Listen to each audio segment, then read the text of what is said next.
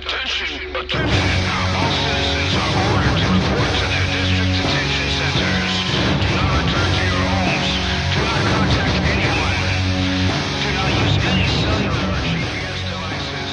Surrender all weapons at once. Attention! This way to the caves. I woke up in a black SEMA box. Darkness was all around me. My dreams are all nightmares anymore. And this is what I dream every night. The leader of the New World Order, the President of the United States, has declared anyone now residing inside the US of A without the RFID chip, you're just an illegal alien, an enemy combatant of America. Welcome to the New World Order. This is the end of the road. This is the end of the line. This is the end of the This is no government-loving, establishment-friendly poser radio show. This is Thinking Liberty. We're broadcasting at thinkingliberty.net and patriotradio.com. And we got a good show ahead of us today. We always have a good show, but I like to say that in the beginning, so everybody's as pumped up as I am. We have Dan Patrick on the line here. He's going to talk to us about some activism he's involved in. We also have Bile there working the computers. We got Bosco there looking over his shoulder. Those guys will be on the mics. I'm Darian Warden. You can read about me at my website, darianwarden.com. So let's jump into it. Dan, how's it going? Hey guys, it's going well. Good to be here. Thanks for having me. All right, it's good to hear you. I figured it would be good to have you introduce yourself. I mean, I can say a little bit about you, but you'd probably do a better job. So why don't you tell us a little bit about yourself, just so people can get the idea of who you are and why we might want you on this show. Okay, I am Dan Patrick. I'm originally from near Huntsville, Alabama, but I grew up out in the rural area in a little town called Somerville, and pretty much lived here my entire life until 2005 when I made the ridiculously bad decision to join the U.S. Air Force and spent 4 years in the Air Force. Initially, I came in to do a job called cryptologic linguist, which is basically a translator. I went to the Defense Language Institute in Monterey, California, and studied Farsi, which most people have no idea what that is. That's the official language of Iran, also known as Persian. And I was in a 47-week course, which was incredibly difficult, so difficult, in fact, that I did not finish the course. It was 47 weeks long. I made it to week 40, and I failed the course along with 80% of my classmates.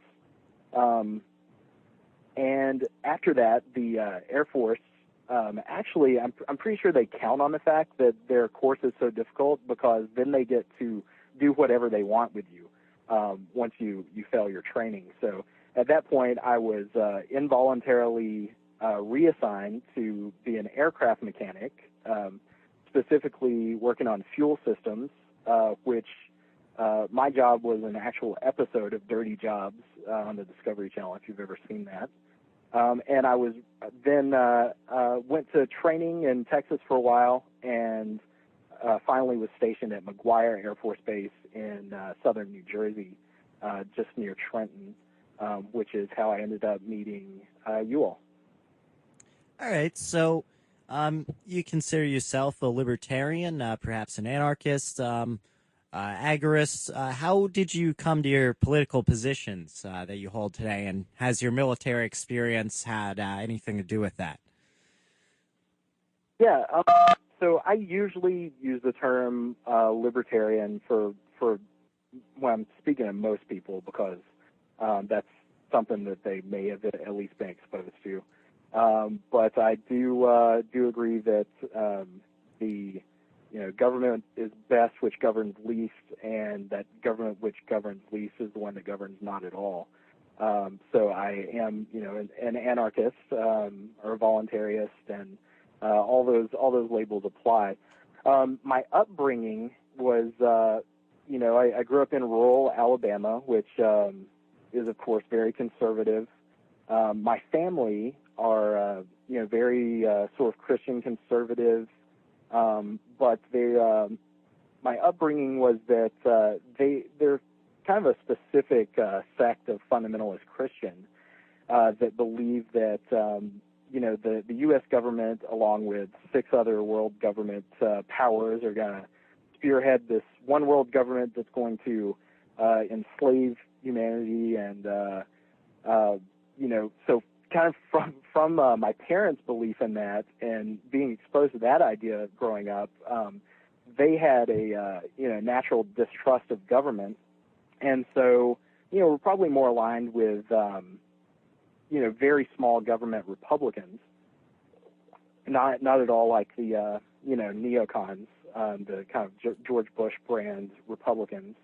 And some of my earliest memories of being aware politically were, like listening to Rush Limbaugh with my dad. And all of, those kind of the small government Rush Limbaugh rhetoric, and this was, even before the first Gulf War. So all that, those were the ideas I had. And so that kind of rhetoric is really what, laid my foundation for becoming a libertarian. So once I hit high school, I was, so the high school years, I started meeting friends who were, experimenting with drugs and smoking marijuana, and I kind of realized, hey, these guys are, smoking marijuana, and they're still coming to school, and they're going to class, and they're getting good grades, and they're not,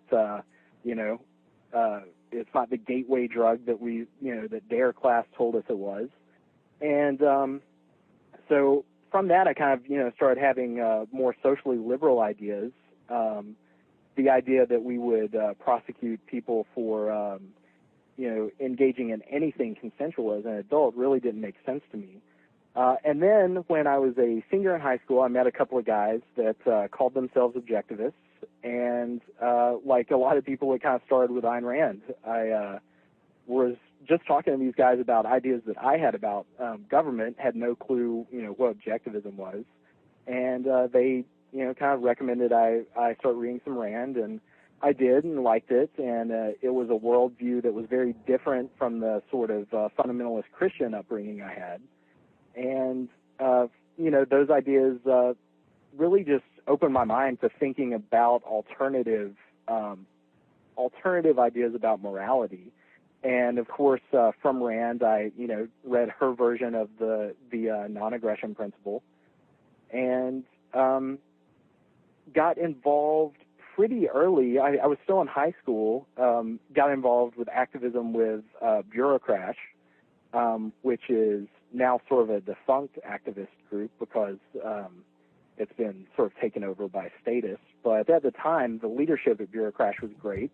One of the first sorts of activism I did was protesting the Alabama mandatory seatbelt laws, which were, just coming up to be adopted at that time. And, I just got involved. I as completely on my own, but maybe with a little bit of guidance from Bureaucrash, I called up local media and emailed people and got a TV interview out of it. And so after that,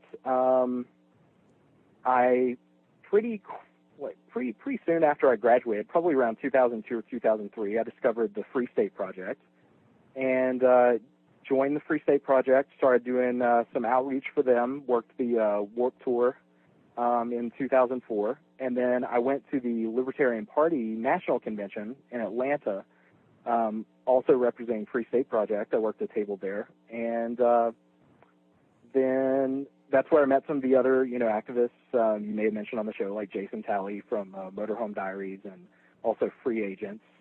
which is fr33agents.com. So I was, for a few years, I would say I was, just sort of your typical small L libertarian, did some things with the party, but was never terribly active. Even when I went to the convention, I wasn't a delegate. But those were the positions I held. I still did things like defend corporations and sweatshops because, without them, those people wouldn't have jobs. And so then around 2005, when I started playing with the idea of enlisting in the military, I had, I didn't agree with the American foreign policy. By that time, of course, 9/11 had happened. The war on terror was well underway. We were in Iraq and Afghanistan for, a few years at that point. And I didn't agree with the way the military was being used. But I still felt like, having a standing military was a good thing, that was, something that the government should do. And I felt like if I could come into the military in this non-combat job that I described as a linguist, that, I may be able to reduce some harm by doing that job for the military, whether I was, saving American lives or innocent civilians' lives. I was able to reconcile that with my libertarian beliefs at that time. And then in the course of my enlistment, one big difference that it made, ironically, was that my course in Farsi was taught by native Iranians who had come to the U.S. before the revolution in Iran in 1979. And our education there was not only language, it was also learning about the history of the country, learning about their culture. And if you've ever studied, history of U.S. involvement in the Middle East, and especially Iran, the current problems that we're having with Iran are directly a result of, the CIA's involvement and the involvement that the United States had there leading up to their revolution, when they, took hostages in the U.S. embassy and essentially kicked the United States out of the country entirely. So, of course, at that point, I was still a libertarian. I realized that the U.S. Had done these things, but I really got to have that kind of firsthand experience with hearing from natives of a country that the United States had this kind of involvement in. And, of course, they were all, pro-U.S. military because they're essentially training spies for the U.S. government.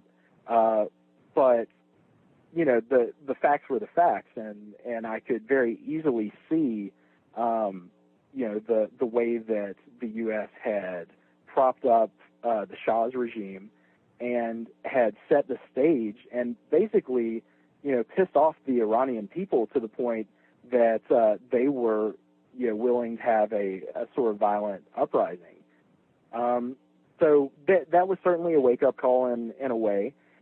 And when I was in Monterey, California, I got involved with a gentleman named Lawrence Samuels, who's the chair of the Libertarian Party there.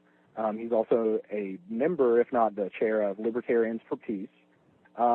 I also got the opportunity to meet and speak with, at length, David Henderson, who is an economics professor at the Navy Postgraduate School in Monterey, California. And I was able to meet those guys and speak with them at length. And David's book, The Joy of Freedom, An Economist's Odyssey, is what inspired me to go back to school for an economics education.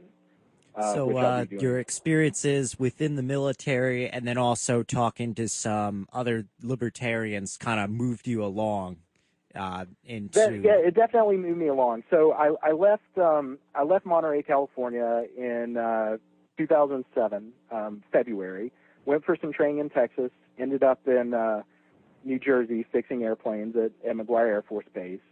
And I was beginning to, during my time there, I did, the mechanics job that I had, there was a lot of bureaucracy involved. There was a whole lot of sort of internal politics.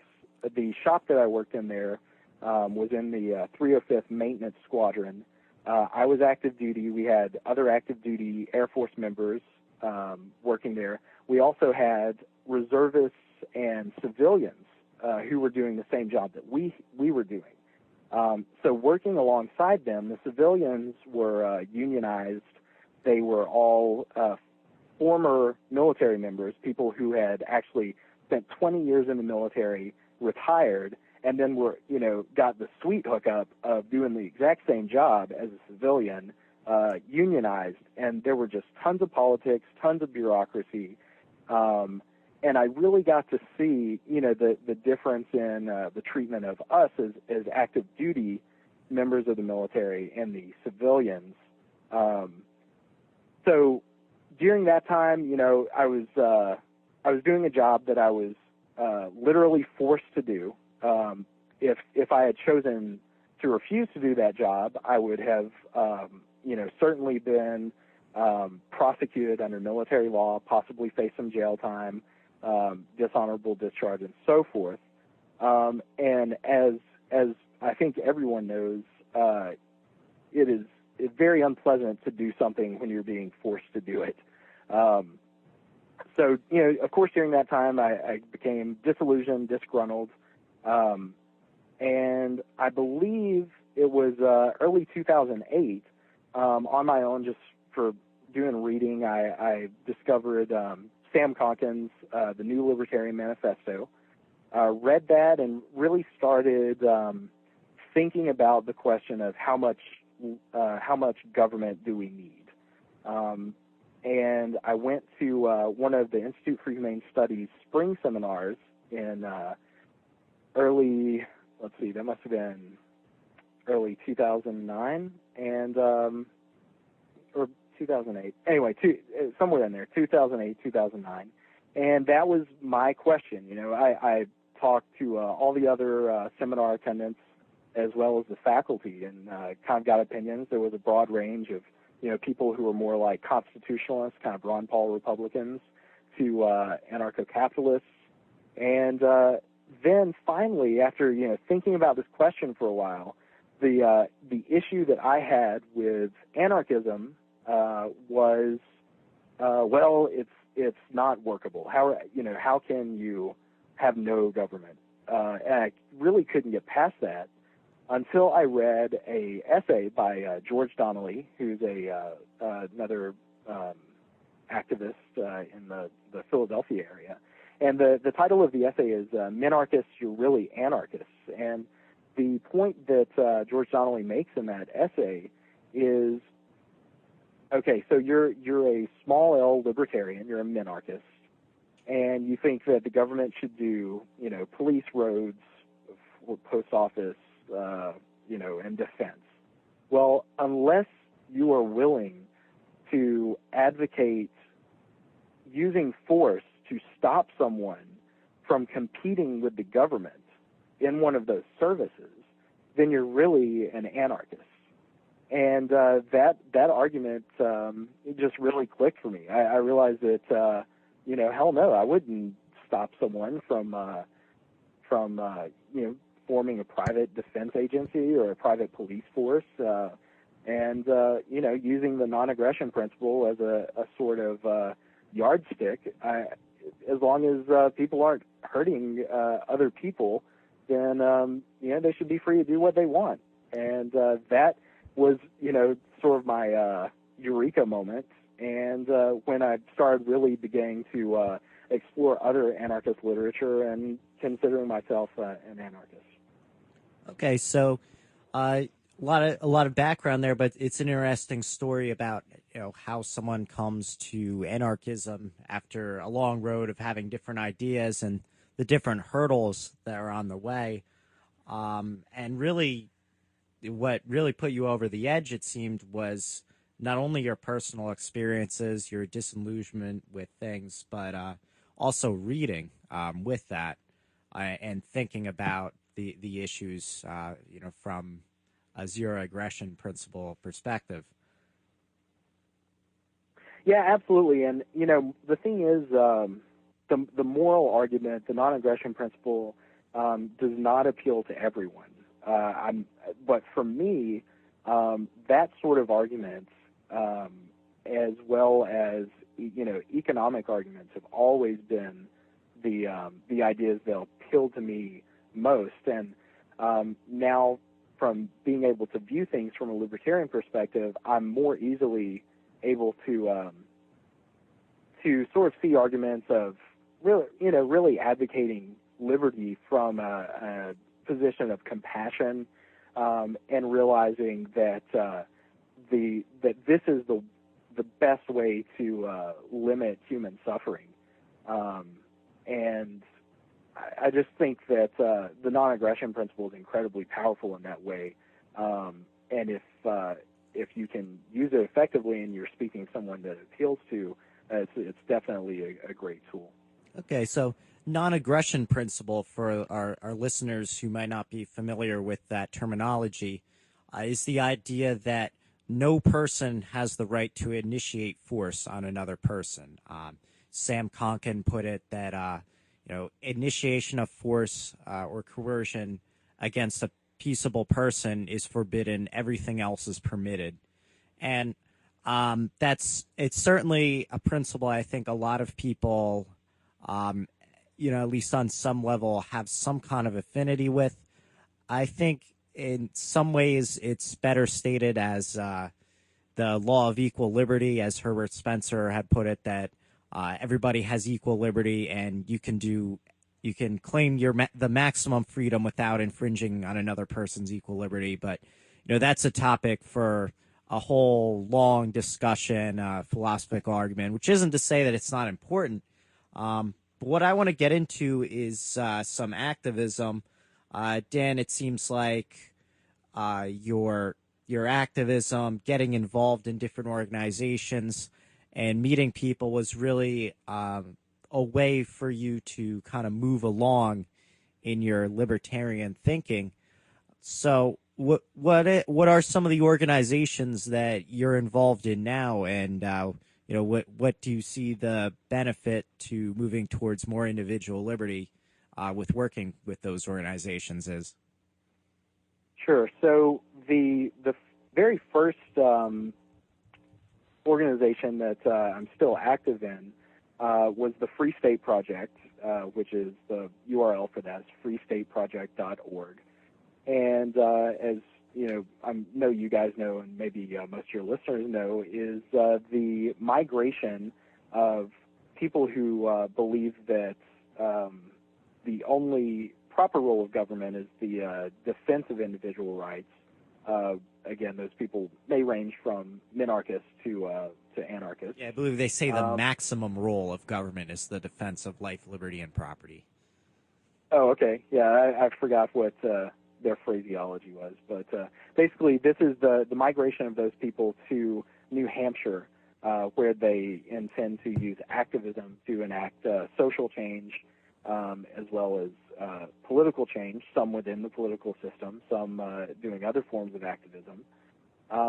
So, from my involvement in the Free State Project, I was able to meet a lot of activists and get exposed to other activist organizations.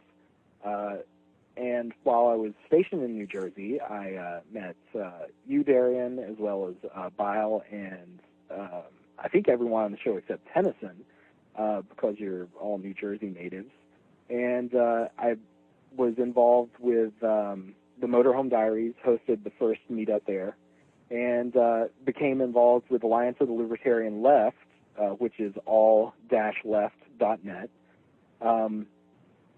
And I don't know, do you want to explain what Alliance of the Libertarian Left is, or should I just roll on? Sure. Alliance of the Libertarian Left could be described as a lot of things, but most simply it's a loose network of people who are radical libertarians, market anarchists, some social anarchists, who basically believe that we have to build liberty from the bottom up, and that includes attacking things like social authoritarianism, homophobia, sexism, racism, as well as claiming the actual free market as distinct from the corporate capitalism or corporatism or whatever you want to call it that we have today.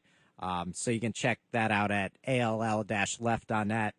As Dan was saying, and also if you're in the New Jersey, New York area, we're going to have an all picnic event this Saturday, weather permitting. We're all weather people, but I don't know if meetings are all weather events. But if you want to find out more about that, just send an email to nj.libertarianleft.org. nj.libertarianleft@gmail.com. And we will, hook you up with directions and everything. It's really easy to get to. It's in going to be in Passaic, North Jersey. That's nj.libertarianleft@gmail.com. And Bosco, were you about to chime in there? I was just going to say, if you show up, I will hook you up with food. So there's always that incentive. There will be food, and it will be delicious. Excellent. All right, so Dan, go on. So while I was there in New Jersey, I got involved with you guys and Alliance of the Libertarian Left. Jason Talley, who was on Motorhome Diaries, I had stayed in touch with since I met him in 2004 at the LP convention, and so that's how I met you guys, was at the Motorhome Diaries meetup. And all of this was happening while I was still active duty in the Air Force. I frequently used the government computers on base to check out Alliance of the Libertarian Left website, and printed anarchist literature from our government printers. And if anyone on that base was doing their job in the communications department, I must have been being watched. Although there's a good chance that they weren't doing their job and they were, doing the same thing I was and surfing whatever, interesting websites. Maybe they're like found. The SEC and watching porn all day while you are putting their government monopolized property to productive use. Yeah, I was about to say, maybe they were looking at some other quote unquote interesting websites, as you put them. So, and so all of this is in 2008 and 2009. So 2008, of course, we had the presidential election was going on, and everyone at that time is, of course, very politically active, as they tend to be during election years. And so I, followed the Ron Paul campaign. Whether you think we should have a Congress or not, you got to admit that the guy is a lot more favorable than most of the thugs in the Congress. And from following Ron Paul's campaign, I became familiar with the other organization that I'm active with now, which is Iraq Veterans Against the War. I saw Adam Kokesh, who is one of the founding members, I believe, of IVAW, speak at Ron Paul's Rally for the Republic, and sort of just filed the name of the organization away. I don't even know if I looked it up at the time. If you're interested in IVAW, the URL is ivaw.org.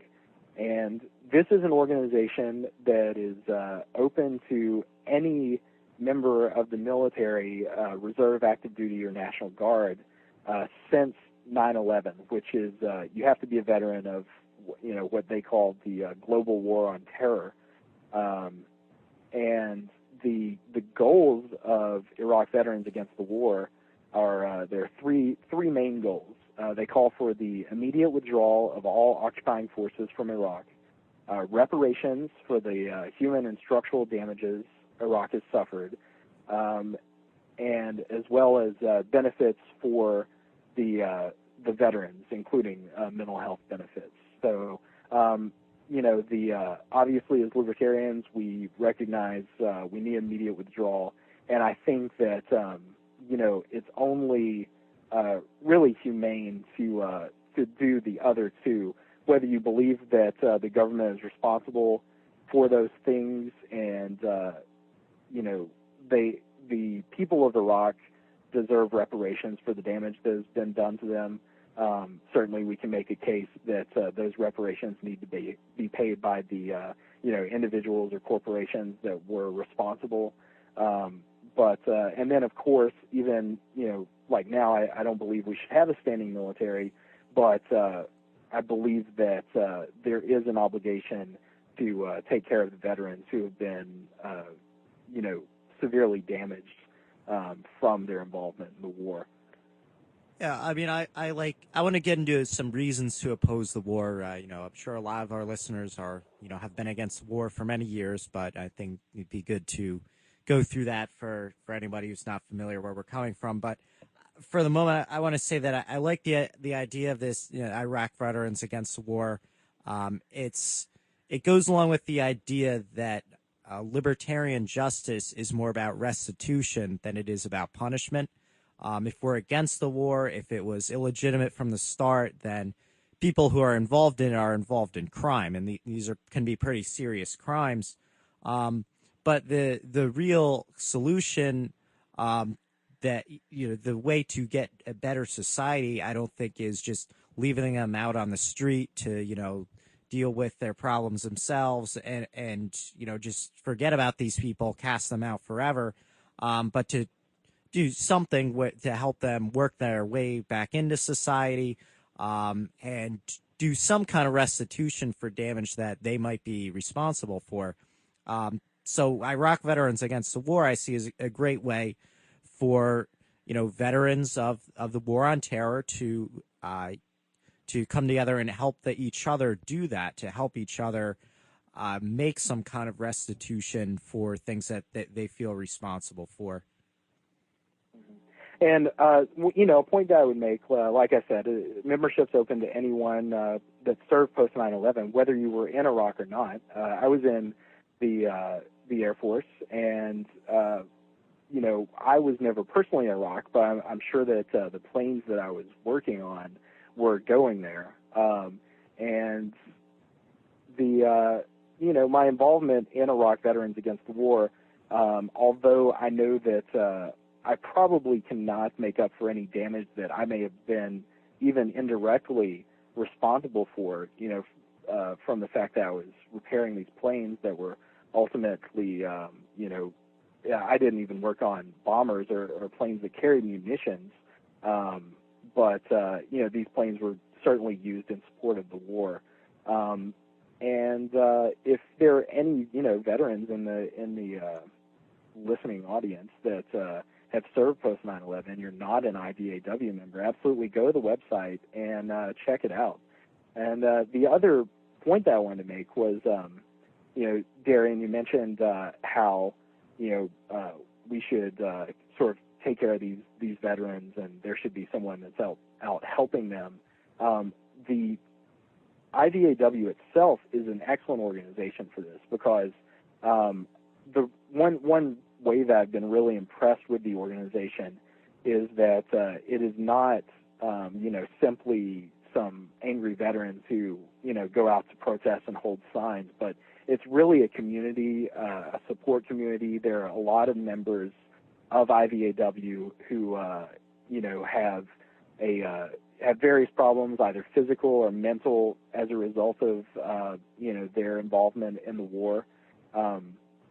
And it is, as we know, bureaucracies, especially the Veterans Affairs Department, often let veterans down. They're not doing what they should be. They're not taking care of veterans. A lot of veterans, even when they are still on active duty, are either being misdiagnosed, or because of the stigma of mental health issues when you're in the military, they're not seeking treatment, and then they get back home, and they can't, they can't live in a non-combat world. They've adopted behaviors that help them survive in a war zone, and those behaviors just don't work when you're, a civilian. And one way that IVAW helps in those situations is, for one, being, veterans supporting veterans, but also there's a program within IVAW where they network with mental health providers who are willing to offer mental health services free of charge to veterans. And you just have to, get in touch with someone at IVAW, and they can, find someone in your city or town that can give you that kind of service for free, because they realize that there's a legitimate need for that. Okay, Bosco. Yeah, I was just gonna say, I think it's really important to recognize too, just like you said, the psychological damage that can be caused by war, and how much mending needs to happen. And the interesting thing I think about a restitution-based system is that that fits in really well. I think going through the process of seeking some restitution and identifying, what happened, I think can be healthy for people who are struggling with these issues, as I'm sure, and you hear countless stories of veterans having these kind of problems because they're really put in a bad state. Absolutely. And the, a point that I'll make that I recognized during my military career, and that I've heard time and time again from veterans that I know, is that your command's obligation to their superiors is to, in the military we call it readiness, that they want you to be ready at a moment's notice to go to a war zone. And if you are in treatment for mental health, then obviously you're not ready, and they have to acknowledge that you can't be deployed. And not only mental health issues, but any sort of physical ailment. And there is immense pressure from your individual supervisors all the way up the chain of command to keep every individual soldier or airman, wherever their particular branch of service, ready to deploy. And someone made the point the other day. I was talking to someone who's currently active duty, who is not anti-war. They're pro, what the government's doing, and they, tried to say that, well, most people who go to, the military health clinic are just trying to get out of duty, or if they go to mental health services, they're just trying to get out of deploying. And that is the exact attitude that is so damaging to soldiers, because there's a stigma attached to it that if you are seeking treatment, even for a physical, problem or a mental problem, that you are just trying to get out of duty. And, I'll tell a quick story. One of the IVAW members that I know from the Atlanta chapter, when he was on active duty, he was in Iraq.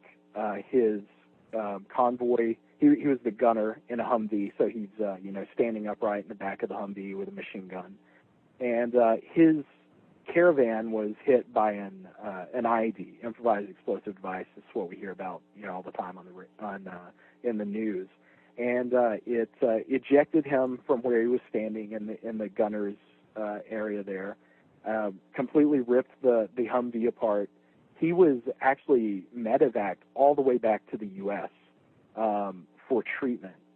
And as he had a long recovery, a lot of injuries and stuff. And after a few months of recovering, he was able to get up and move around and stuff. And he was having all the symptoms of post-traumatic stress disorder from being in an explosion, and almost being killed.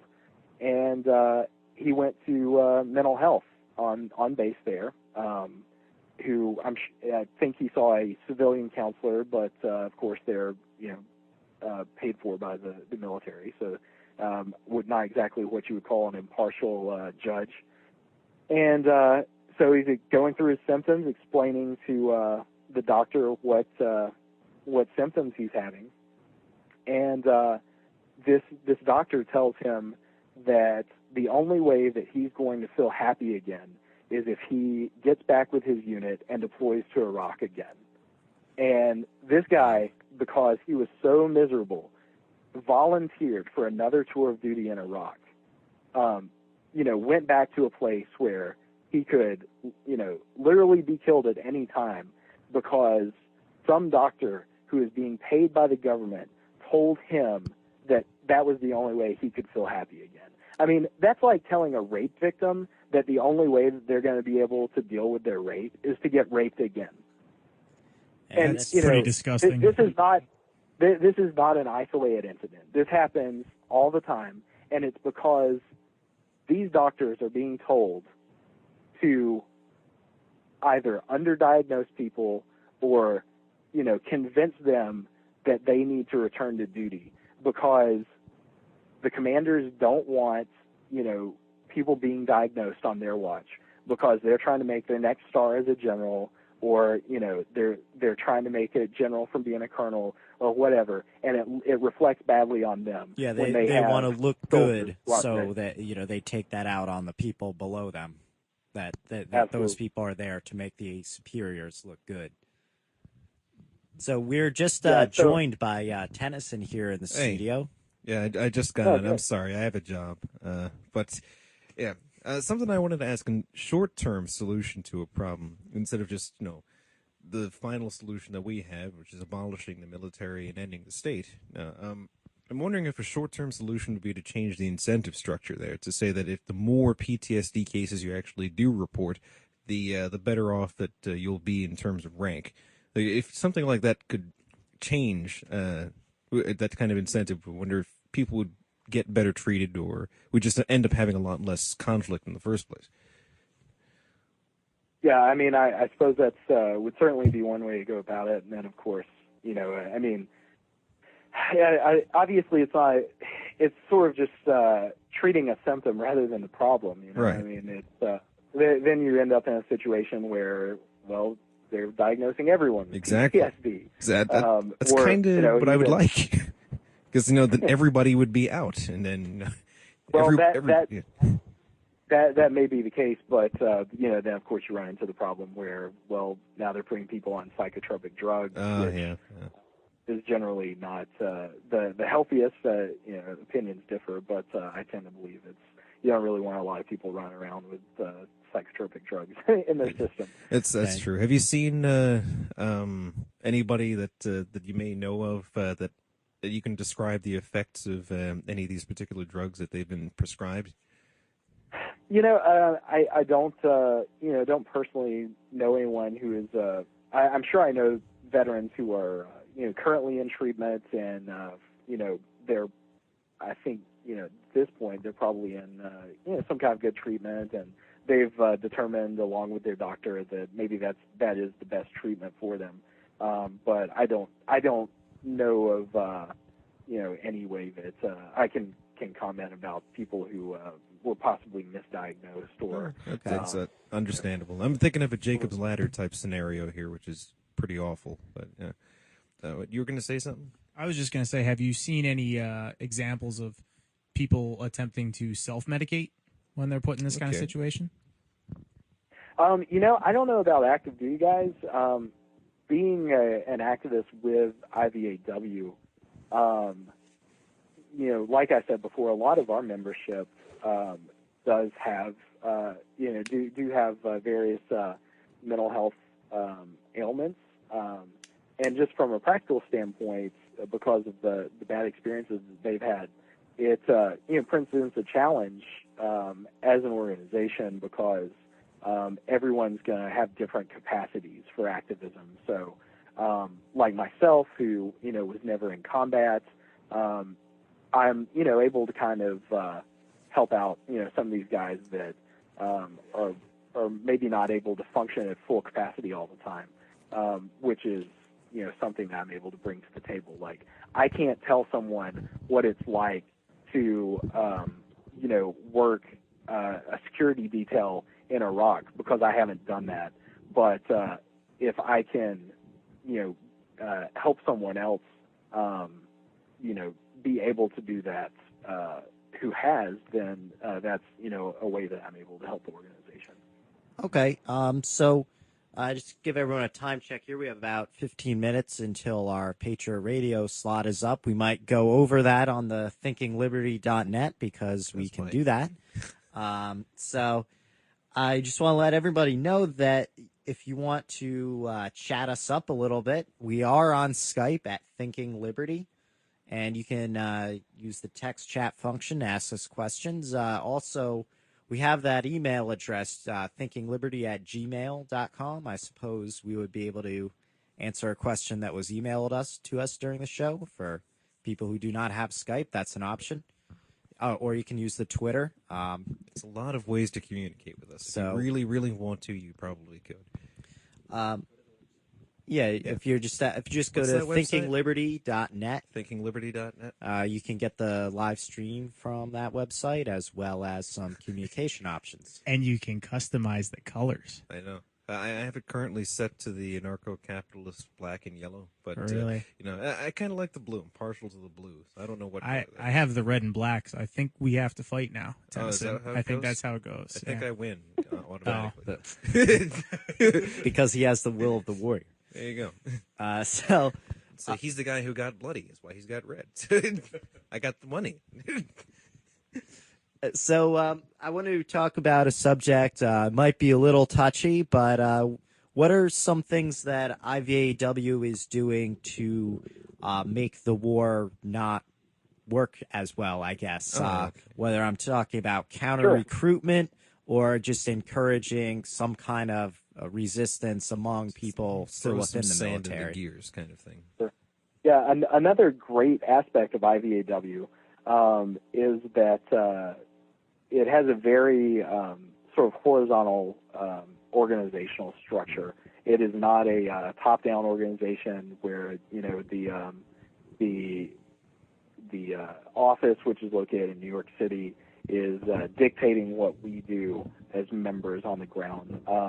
There are currently 61 chapters of IVAW, and each chapter is really self-directed. There is a chapter president who just sort of facilitates meetings and that kind of thing. But the reason that this is really useful for IVAW is that what works for the chapter in San Francisco is not going to be the kind of activism that's going to work for the Alabama chapter of IVAW, because our constituency is different, outreach is different, and so forth. So there are some different things that various chapters do, and one, we certainly support war resistors. If you're a member of the military and you have come to the conclusion that you don't agree with the war for whatever reason, we have people who can absolutely counsel you and give you advice about how to resist your orders. There was recently a case with a soldier by the name of Mark Hall, who got caught up in the Army's stop-loss program, which you may have heard of. This is a program where a soldier can involuntarily have their enlistment extended beyond the contract that they agreed to, if it is within the interests of the military to do so. And as a result of him being stop-lossed and told that he would be going back to Iraq, he recorded a sort of angry rap song about it. And he emailed this rap song to the Pentagon. And at the time it was investigated, and his chain of command, his supervisor as well as commander, concluded that it was an expression of his anger, it was free speech, no big deal. Well, a couple of weeks later, after giving it a lot of thought, Mark got in touch with our field organizer for the southeastern region, Jason Hurd, and talked to him about resisting these orders to go back to Iraq. And he decided that that's what he wanted to do, and he told his supervisor, his sergeant, that he would not be going back to Iraq. And at that point, they decided to prosecute him for this rap song, which they said was threatening. After they had already said it was no big deal, well, now you're going to resist your orders, so now we're going to have to prosecute you for this threat. He was in Georgia. I can't remember which base he was near, but they actually sent him. They were keeping him in the county jail in the town where he was, and actually he had legal representation. He had a defense attorney working on it, to get him out of this prosecution. They actually sent him out of the U.S. to Kuwait for a military trial so that he would not have his attorney there. And so he would not have the support of all the IVAW as well as, others who were supporting him.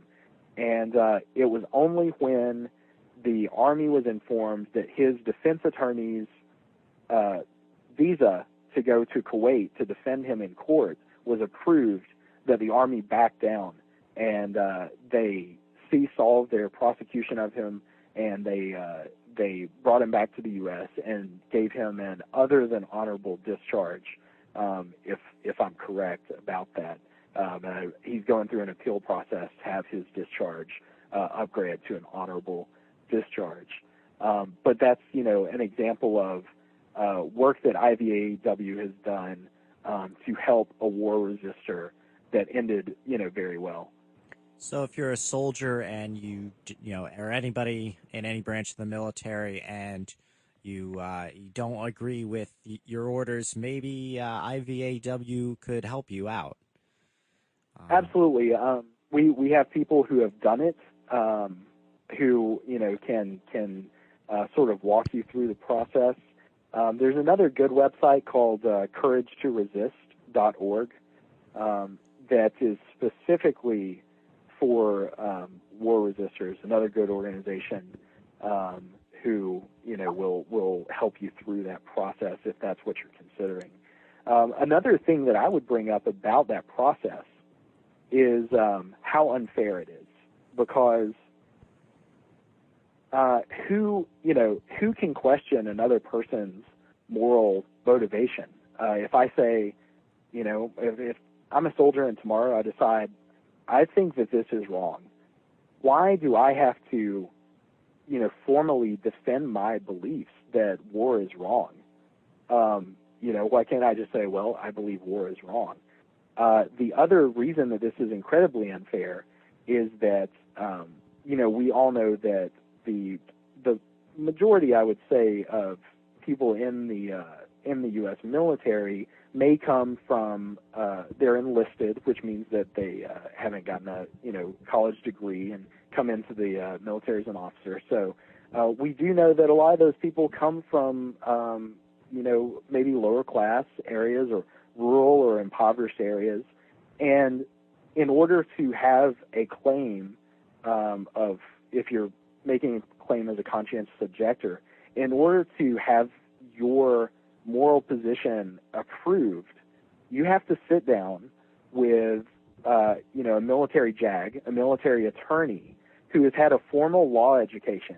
They have been trained in formal argumentation, and you have to sit down as someone who possibly may only have a GED as your highest level of education and construct an argument, essentially a foolproof argument about why you believe war is wrong.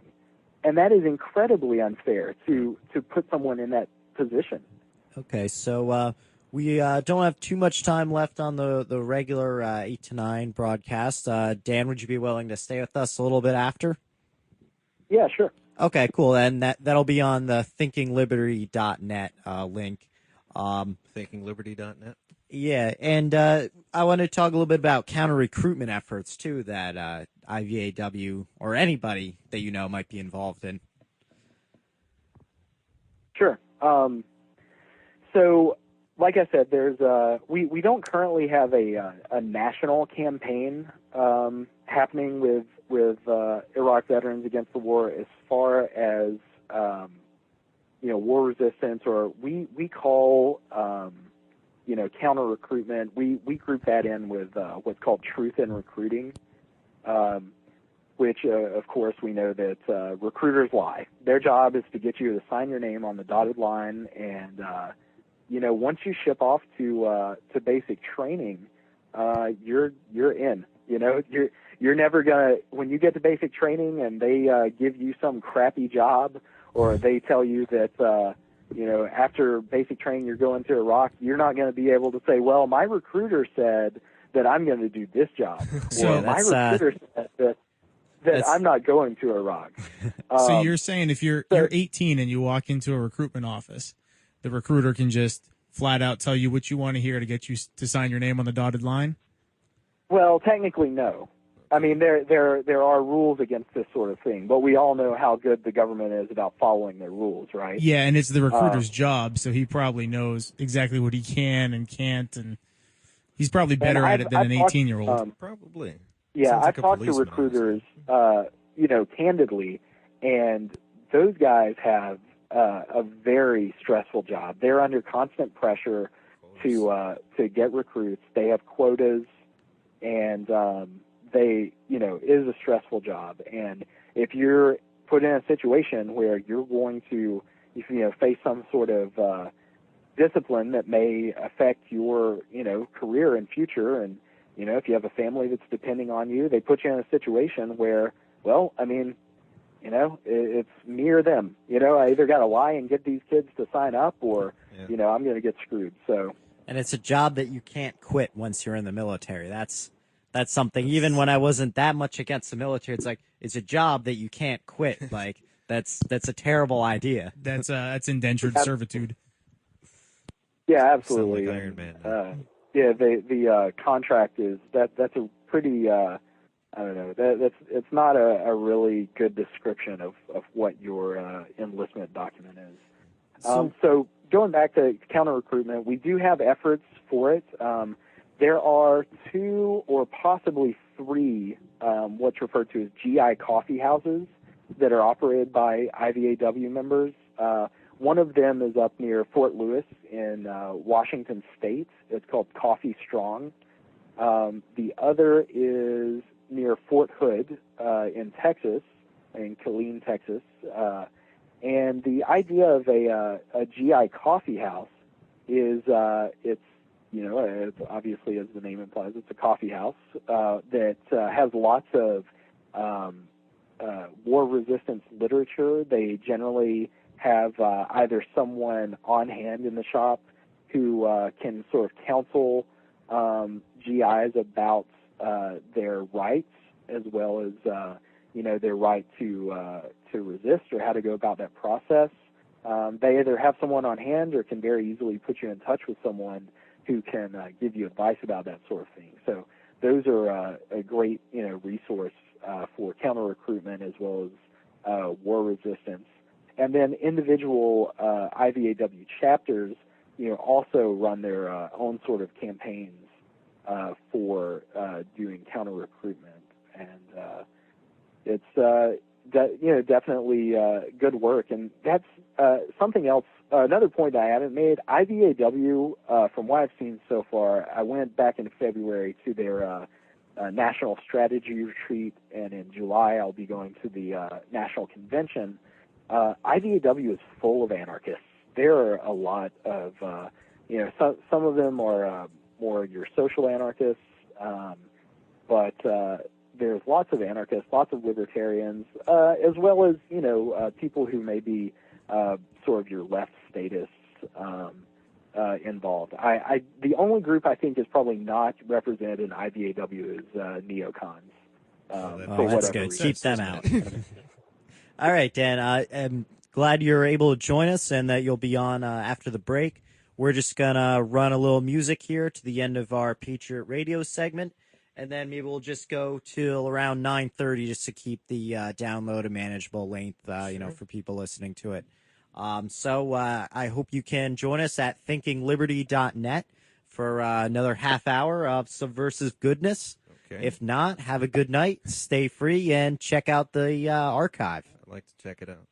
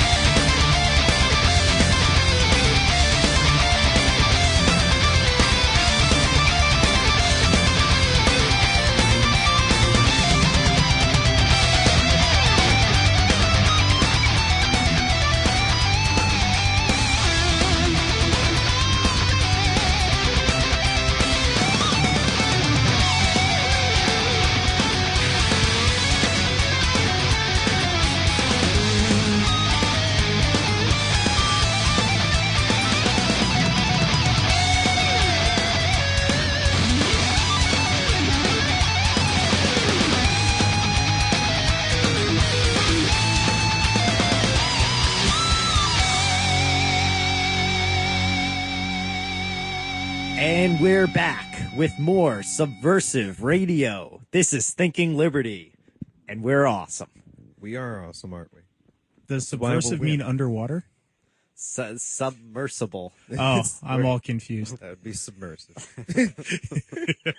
Is this the more irreverent segment of the show? Can we swear? It and talk might about Oh, be. you can swear at any point in the show. We don't really have a formal setup because, we're just starting out in a new studio. For people who don't know that last week was the first week in our new setup.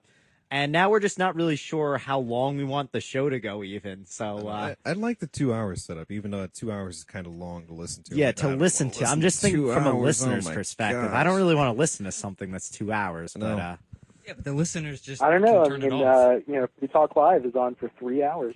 Yeah, Free Talk Live's been doing it for a long time, though. So, I mean, we're not there yet. So we're going to start with half of what they got, I guess. I So, think like an info packed hour, and then the other stuff. I was gonna say afterbirth, but I consider that inappropriate. Afterbirth. We're going to call it frippery. We're going to have the frippery afterwards. I was actually thinking that maybe it would be good to just talk about news and stuff for like 15 minutes and then have the guest on, because a lot of shows seem to be, Yeah, they talk and then they have a guest. But I can definitely see that. we'll think about that. What kind of news are we talking about? You said something about New York? I want to talk about some local news. The Manhattan Libertarian Party's, I know those guys. they've actually been up to good, unlike the Libertarian Party in general, Like the usually National up to no Libertarian good. Party. So I was helping them distribute their newspaper, Surf City. Yeah, it's a good The one. other day, I have in one of my Center for Stateless Society articles was reprinted there, and we basically went to some subway stops and passed them out to people Bile as is, they were he's got a copy commuting of Surf City here. in the morning. Yeah, so I'm looking at a copy of Surf City right now. It's a that's nice print newspaper. SERF City. You can look that up online. Well, you can download it at libertyactivism.info, and it'll As- be on Wait, the with the everything else. Manhattan Libertarian Party's publication is called Surf City? SERF. Oh, sir. Oh, I see what they did there. Surf is in Russian. Oh, I surf, see what you did. the word. Yes, so that's libertyactivism.info, and you can also plug thinkingliberty.net. I've heard of both those websites sometime recently. What's on that Surf City again? There's a lot of cool stuff on here. So front page, we've got MTEA, Be Wise and Privatize. Okay. They've been in the news lately. Not That's the, not a- the exactly how I would I know. privatize things, but it's Let's see, a free society would have safer subways by some guy called Darian Warden. now that's true. an awesome article. I think No, everybody it's should not. read that. Oh, no. We're going to go to the next page and see what else we have on there. Rethinking Essential Government Services is in here. There's an essential government service? Well, apparently it says rethinking it. Maybe it decides that there isn't one. Maybe.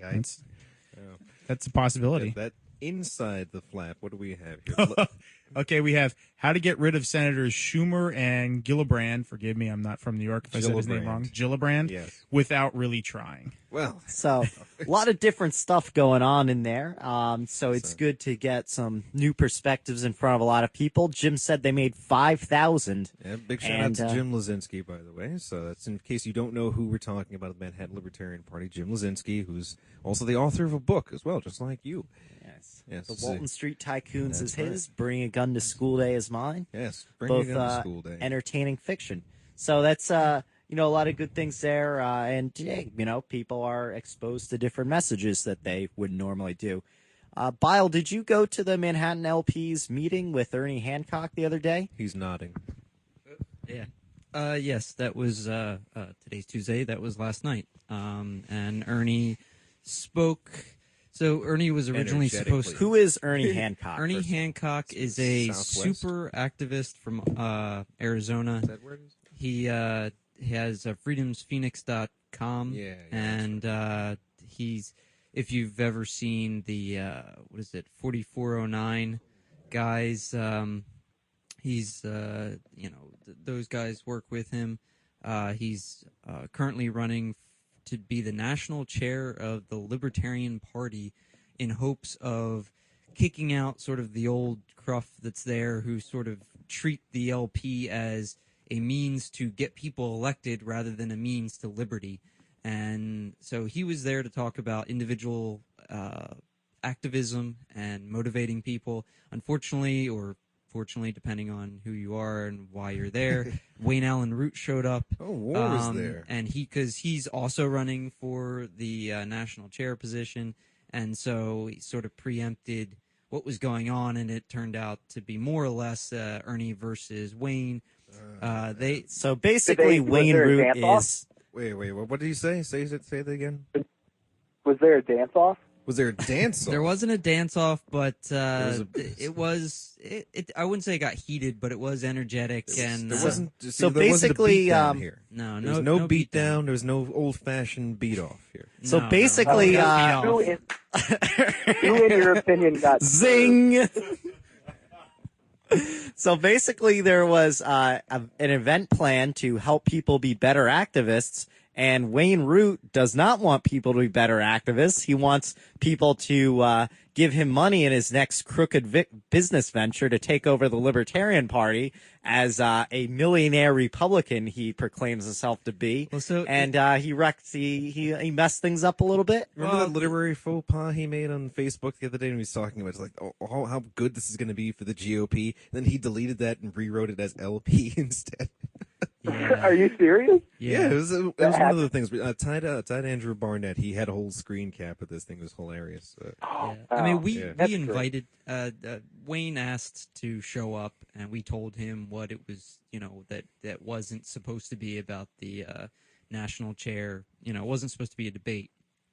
But Ernie said it was okay if he showed up, and so we gave Ernie like 45 minutes or so to talk about And he'll take it. activism, and then afterwards they sort of went back and forth and took questions, and then after that we went to the bar and it continued, and Wayne got support from some people and was opposed by most of, well, probably everyone in the MLP's leadership, because most of us think that he's going about it the wrong way. He wants to sort of hide libertarianism from the average person. Gee, now, why would somebody who's not actually a libertarian want the Libertarian Party to hide libertarianism? That makes perfect sense, actually. Someone And- who's not and whereas- actually libertarian. Whereas Hancock wants to, you don't have to go out there and say, I want heroin legalized tomorrow. However, if someone asks, I want to you, legalize right now. You're getting the Jonesin for some heroin.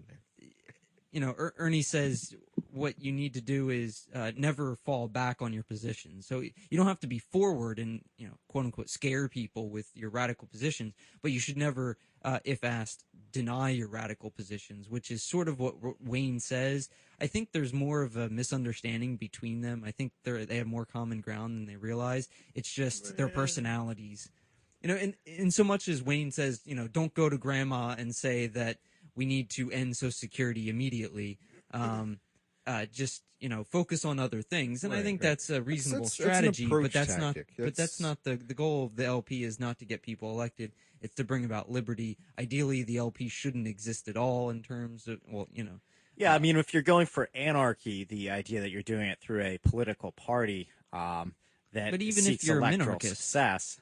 Even if you're a minarchist, ideally you want the LP to be of no use. It should just be if you're going to have parties, if you're going to have a small government, then the general party ought to be libertarian. And so the LP as a means to liberty ultimately should disappear. Okay, so we have Wayne Root and Ernie Hancock there. What is any of Ernie's comments going to be on the web or anything, or is it?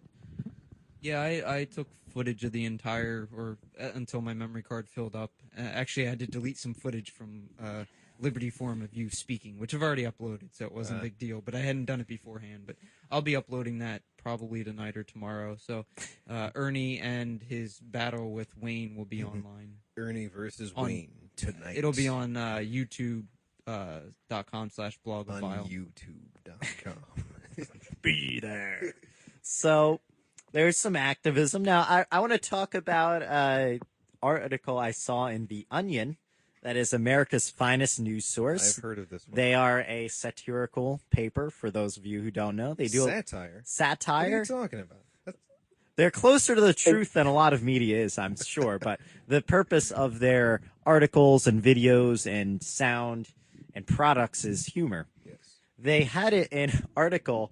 It was about Noam Chomsky just taking a day for himself, and basically what it says, he's decides that he's just gonna relax, have some gnome time. He's gonna sit on his porch and not think about how the American capitalist system is so terrible, and it goes into detail, and then it just shows everything he tries to do kind of reminds him.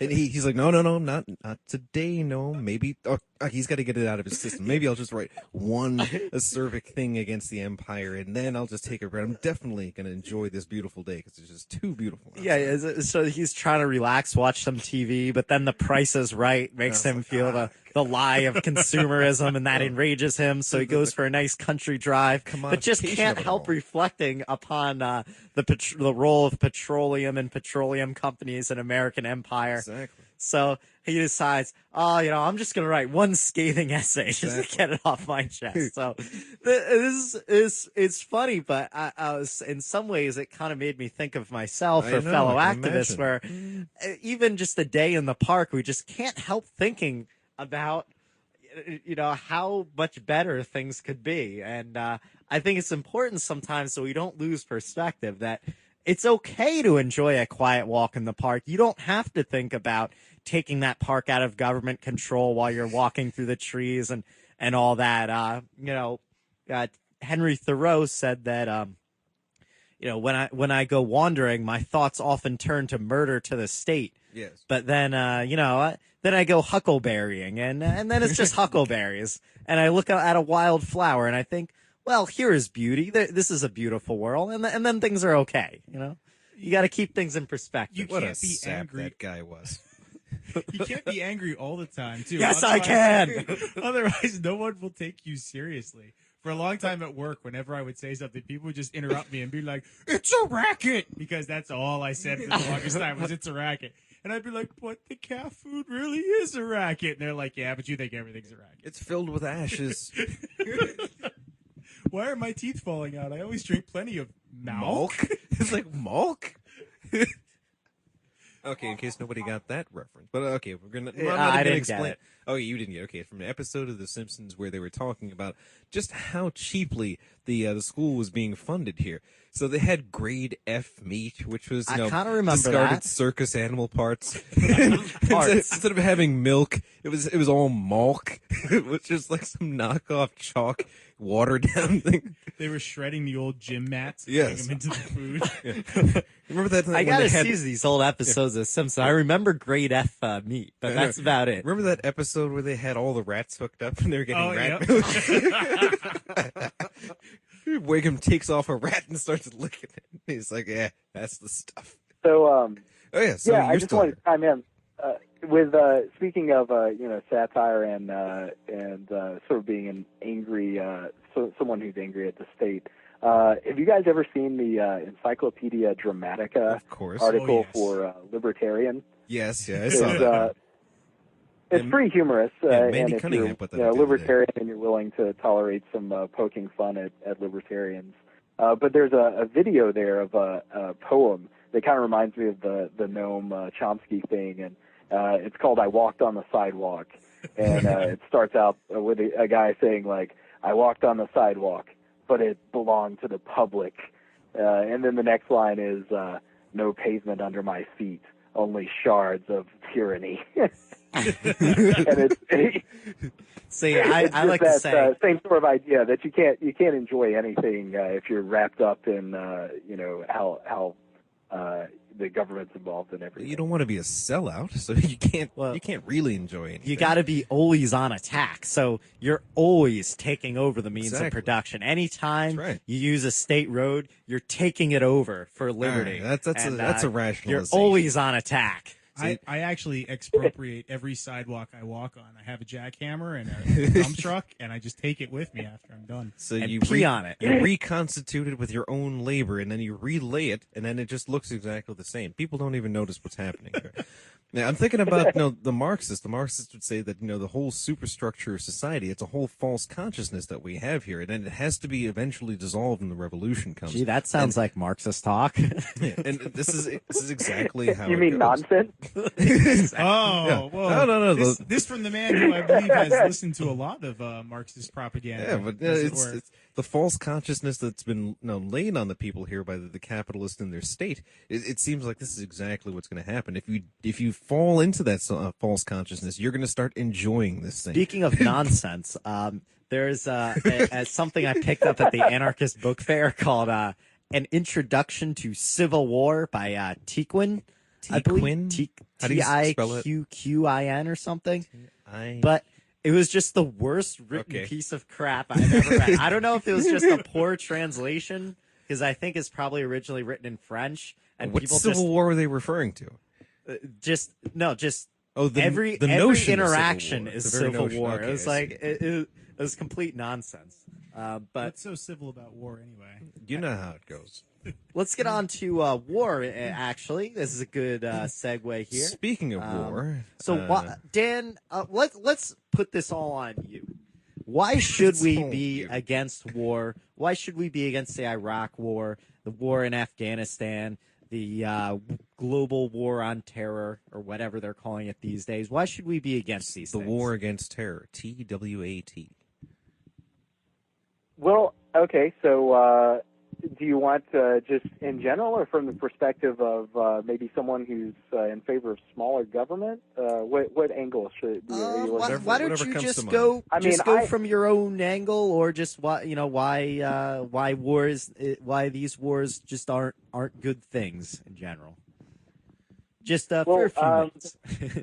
if we're gonna say that I believe in the non-aggression principle, so which, as we said earlier, is the idea that no one has the right to initiate force against someone else.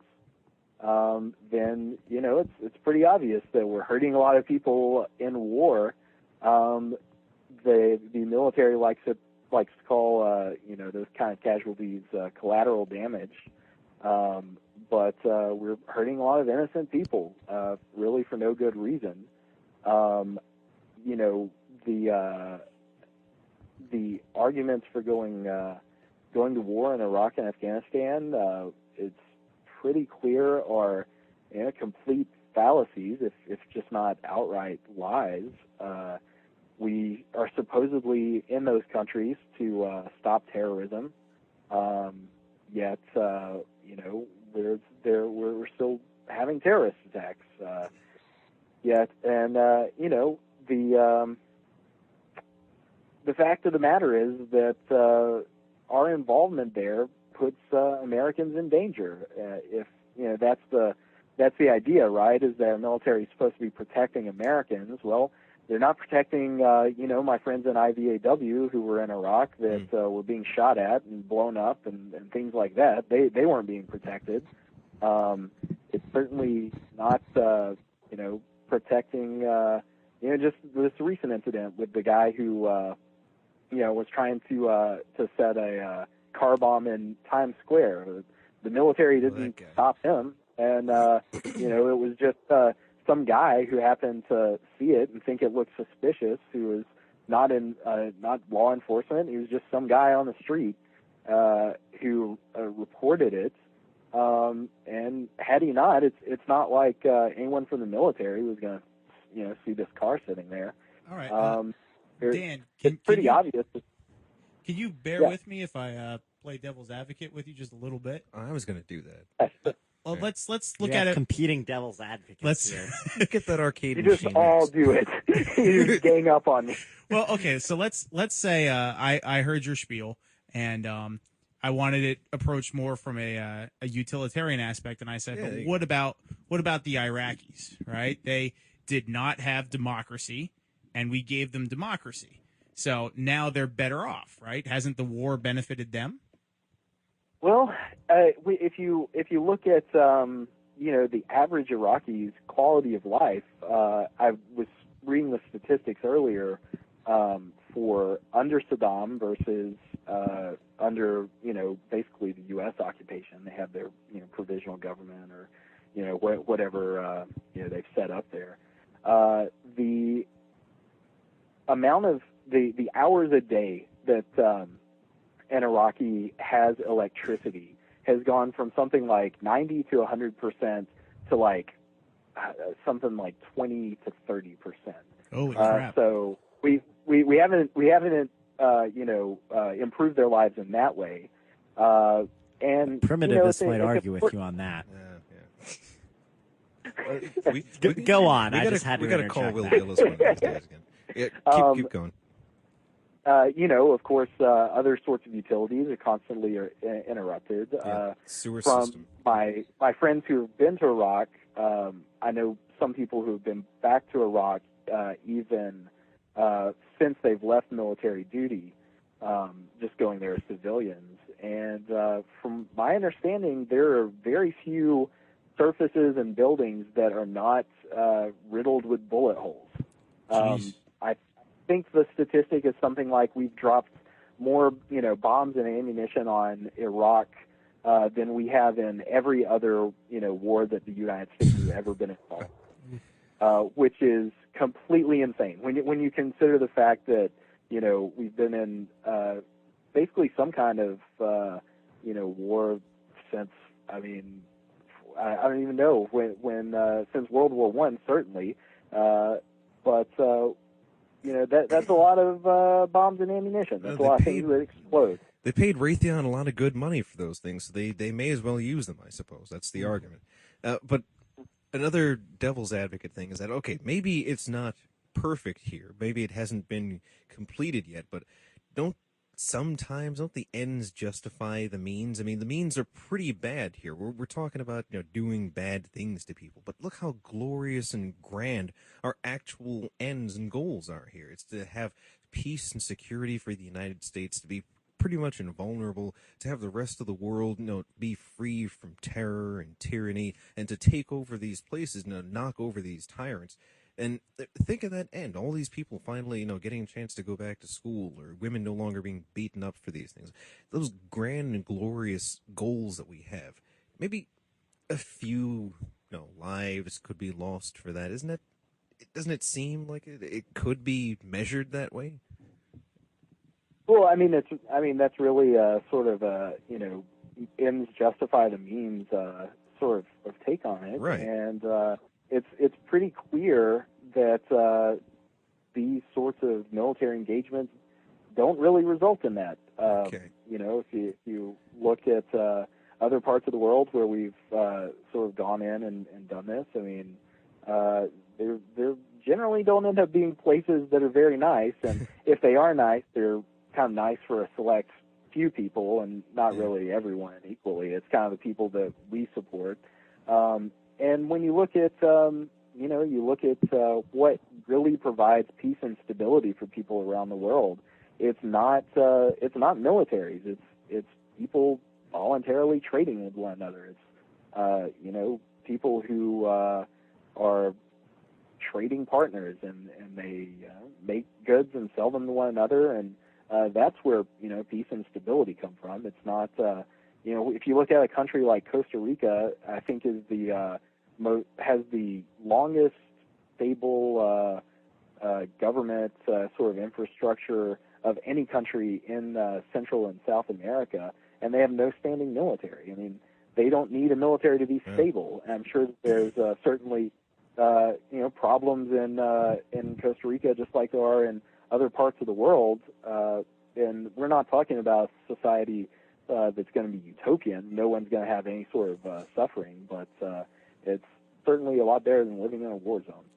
Okay, I want to go to a couple of things there. You mentioned that Costa Rica doesn't have a standing military. Switzerland has a very small military, mostly. A lot of it is based on conscription, but the militia system there, but they don't really have a standing military. It's pretty much universal conscription, like everybody knows they're going to end up going. Yeah, and there's no, but there's not like a standing military that's always on duty. There's just, you get a government weapon, and if the government needs you, they call you. Obviously not a perfect libertarian solution, but I think this is really an argument that I have against minarchism, the small government thing that, what does small government, the minimal government people, what do they allow the government to do? roads, okay, well, roads are, whatever. But then it's always police and military. Government exists to protect our rights. And the courts.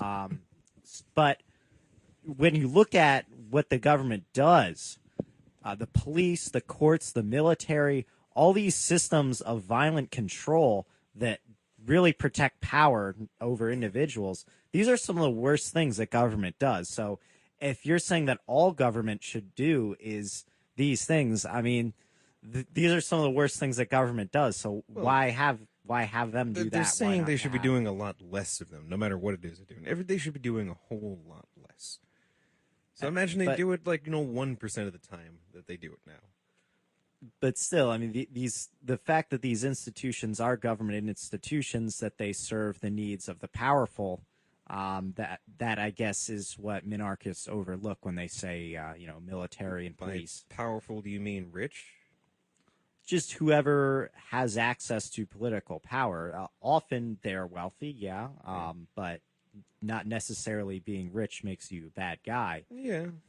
I mean, It the- enables you to do more damage, certainly. That's certainly true. The minarchists would say, well, that's the point of having the minarchist government, is that there's no power for them to co-opt. No matter how rich they are, no matter whatever it is, they can't just get to the system. But because that is that's it. the system, though. And what well, the then you minarchists could do. argue that is the system. All right, going back to Well, Yeah, the other thing that I would bring up in sort of this, why shouldn't we be at war? Maybe why don't we need a military? Is people will say, well, we have to have a military because it's going to keep us from being invaded. And after World War II, I guess the Japanese emperor was asked, why didn't you ever attempt a land invasion of the United States? And his response was basically, well, that would be insanity. There would be a gun behind every blade of grass. And when you look at, how many years have we been in Iraq and Afghanistan at this point? And it's not done. It's not over. There's still people who are fighting there. And we're talking about a populace that is, compared to American standards, uneducated. They are generally impoverished. And yet the U.S. military, which is arguably the most powerful in the world, can't seem to conquer them. Can you imagine the difficulty that any other, world military would have trying to invade the United States? And the other point I bring up is, people will say, well, who's going to defend us if, China decides to invade? Well, I mean, wouldn't you? I would. I would go fight against a Chinese invasion. Someone a trying to take military my house, I'd occupation shoot of 'em. the United States. I mean, I would, and I think that people need to kind of think about that. That, well, yeah, I mean, hell yeah, I'd volunteer to go fight, and I wouldn't necessarily need just because some guys are going to wear uniforms and sit in an office and pretend they're legitimate isn't going to make that process really any different. Well, has anybody historically ever beaten an insurgency? I mean, at all? yeah, I mean, the Philippines, the Americans defeated the Philippines. That's That the one they immediately usually comes to say. mind. Yeah, I mean, It strikes me as Makhno was defeated Yep. by overwhelming force, basically. Well, they also betrayed Makhno. So Yeah, I mean, the communists. the communist backstabbing. They know how to do that. But yeah, certainly an insurgency is hard to defeat. And of course, there's a deterrence factor that if people are going to throw down and have a huge insurgency, then you might not want to invade in the first place. You might want to just trade with them. I want to address the ends justify the means idea. I actually read an interesting little essay by Errico Malatesta. It was one of Sean Some Wilber's, anarchist. one of Sean Wilber's Corvus freebies. A good collection. And it's Corvus distribution if you look it up. It was called A Little Theory. And he says that, yes, the ends do justify the means. If you have a good end, you will need good means to get there. If your end is something moral and something good, then you can't get there by doing something that's wrong. And I think that's an interesting perspective, especially when you look, the end of, say, let's just say Obama wants world peace and, prosperity for lots of people. But it's not that simple. It's not he just wants people to succeed. It's he wants to be in charge of people succeeding. He wants to be the leader. He doesn't see how it can work without somebody in charge. And this is part of the end. Anytime you talk about the ends of any government action, part of the ends is always having people in charge. It's always having, the professionals, the power structures stay in place. So that then, of course, their means are going to be violence and deprivation. Yeah. See, it just seems logically impossible that the ends should justify the means, because it seems like backwards causality, which not in this universe. It just doesn't seem to make sense to me. But no, what Patrick was saying about it's usually attributed to a Japanese admiral. His name is Yamato, and he says that there'd be a rifle behind every blade of grass. I don't know whether it's actually genuine or not, but it might be. But I like a good genuine quote from a tyrant himself. His name is Abraham Lincoln, and he said this in 1838. And he asked, "At what point shall we expect the approach of danger? By what means shall we fortify against it? Shall we expect some transatlantic military giant to step the ocean and crush us at a blow? Never. All the armies of Europe, Asia, and Africa combined, with all the treasure of the earth in their military chest, with a Bonaparte for a commander, could not by force take a drink from the Ohio, or make a track on the Blue Ridge, in the trial of 1,000 years. At what point, then, is the approach of danger to be expected? I answer, if it ever reaches us, it must spring upon us. It cannot come from abroad. If destruction be our lot, we ourselves must be its author and finisher. As a nation of free men, we must live through all time, or die by suicide." And I would like to add a crime think slogan: government can't protect you, but it can get you killed. There you so go. whenever government meddles, whenever government exerts power over people in foreign lands, it creates a lot of suffering, and people who are suffering don't always react in the most moral ways. So that's how we get blowback and more people motivated to attack the U.S. than there Democracy. otherwise would be. Risky, sexy. I've definitely got to put my plug in here for good old fashioned non-compliance. There's a lot to be said for you're gonna hate this, pacifist resistance as well. But Some good stuff. if you absolutely positively refuse to recognize the people who came in as actually having any power over you, there's not a lot they can do. I've been reading War and Peace, actually, and I just got to the part where Bonaparte ends up in Moscow, and he's prepared for a couple things. He's prepared, one, for a fight, or he's prepared, two, for a bunch of serfs to be like, "Oh, you're our liberator, that's great." And what they did was they left, and the people who stayed got drunk. And he really had nobody to talk to, nor anybody to kill, and it just pissed him off to absolutely no end. So I think there's a lot to be said for just refusing to be governed. Okay, and that is coming from an anarcho-pacifist standpoint. You consider yourself an anarcho-pacifist? Yeah, I'd go with that. Is there somewhere that you would like to plug that people can find out more about this crazy idea that you have? I'd just say Google it. Honestly, there's not a lot of good resources. There's not some awesome URL that I can just give you and be like, "Hey, Do you go really here." need to use the anarcho when you're in public? Then you could just say that you're a pacifist, and logical conclusion would mean that you are an anarchist, right? I found something out. If you're in public, you don't want to say you're a pacifist because people just punch you in the stomach to just to see what happens. This is personal experience here. He has found this out. Actually, Penn Jillette does a funny thing on that where he's like, "Yeah, never admit you're a pacifist. People will just try to find out." Yeah, and the real world effect of being a pacifist even influences those around you, because once Bosco and I were going somewhere together, and I was thinking about wearing this my Better Dead Than Red shirt, and I was like, this might upset someone, and they might want to fight me, and Bosco's not going to back me up because he's a pacifist, so I wore a different shirt that maybe was less inflammatory.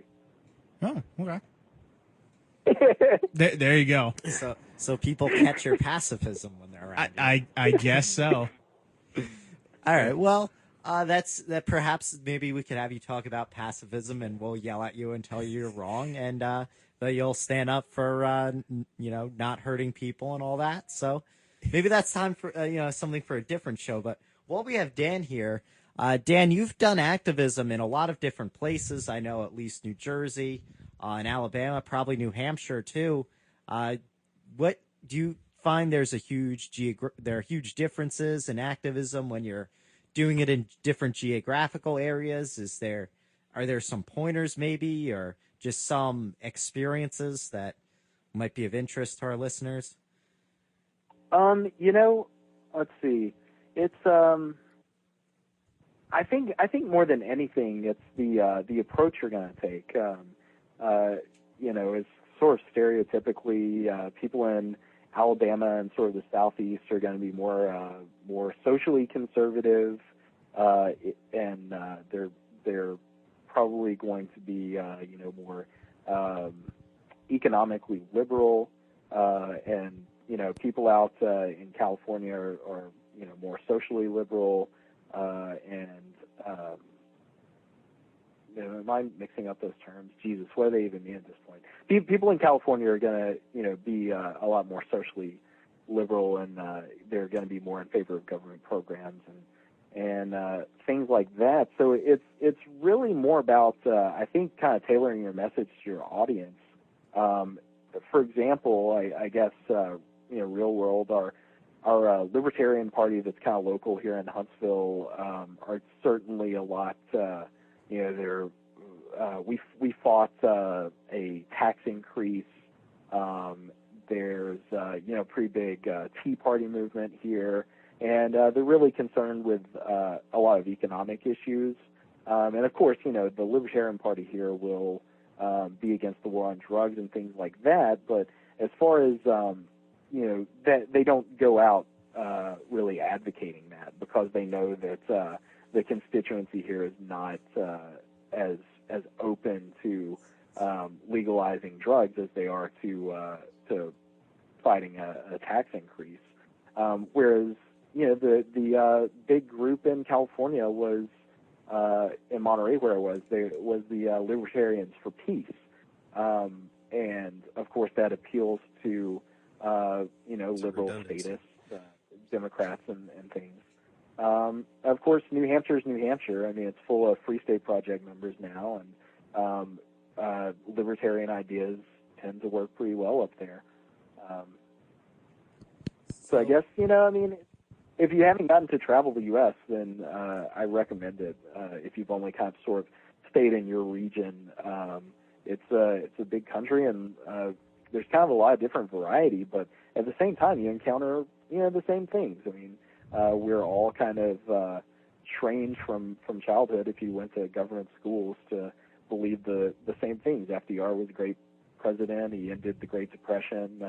World War II was about freeing Jews, and everyone's kind of fed these same ideas, and especially now that national media, 24-hour media like CNN or Fox News is so prevalent, people are they're exposed to the same ideas. In Alabama, we're not going to get the pop culture stuff that's going on MTV as quickly as people in LA and New York, but they see the same stuff. This what you said made me think of the question. You mentioned that people in Alabama you've encountered have had different concerns, different successes than people in California. I guess my question is, do you think that it's important to kind of go the opposite of what people are already good on? Like, if Californians already are for peace, should you emphasize, say, I don't know, Austrian economics or something that is not as popular to get them more good in that direction? And with people in Alabama, should you emphasize anti-war stuff to get them more in that direction, or should you just try to build coalitions with what's there? I tend to, from a personal standpoint, when I talk to people, I try and find, the thing is that out-and-out authoritarians who agree with everything the government does are pretty rare, okay? So everyone has either had that crappy DMV experience, or they don't like taxes, or they, don't agree with the war. And I try and find, the point where we agree. and then kind of work from there. And if you can illustrate to people that the problem with whatever issue it is that they are concerned about personally is government, then you kind of can use that as a springboard to move into other areas. But I generally, the only time that I really advocate bringing up a position that is just diametrically opposed to the person you're talking to is when you have an audience, because people are just going to go into debate mode when they're confronted with something that's completely opposite from their viewpoint. I think that's new that's ideas, good advice. get them off me. Yeah, exactly. There's a lot of people who, at least I've encountered, who are just like gunning for the argument, and they almost kind of read what you're saying, and then they get your tight pinned, and then they're like, "Okay, here we go. It's attack time." And I'm like, "What are you building?" my thing, I guess, is I try to listen when I'm talking to people. Does it work? What was that? I didn't hear you. I try to listen, see what that person's saying, what their concerns are, and then I try to figure out what my crazy anarchist response should be to their concerns. Sound like a salesman. That's what it's like. A sailor? No, we're gonna have this like Popeye. salesman here, so we're just gonna listen to what the customer's saying. I'm not gonna offer anything yet, but then when he does say exactly what it is that he's saying, then we can tailor the product to say it fits. It's exactly what then you we want. eat our spinach and we start kicking ass. Well, then that would be more like Popeye, but we're not talking about Popeye. I just wait for my turn to speak. Just like today. And try not to listen because I might be poisoned by their statist ideas.